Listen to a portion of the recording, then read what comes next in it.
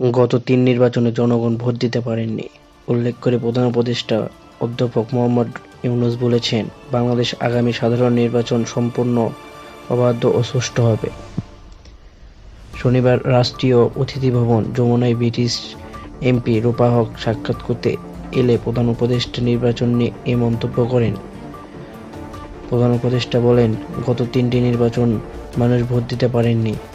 সেখানে একটি ভুয়া সংসদ, ভুয়া এমপি এবং একজন ভুয়া স্পিকার ছিল। তিনি বলেন, পুরো দেশ এখন তাদের কণ্ঠস্বর ফিরে পেয়েছে। তাদের কণ্ঠজোর করে কেড়ে নেওয়া হয়েছিল।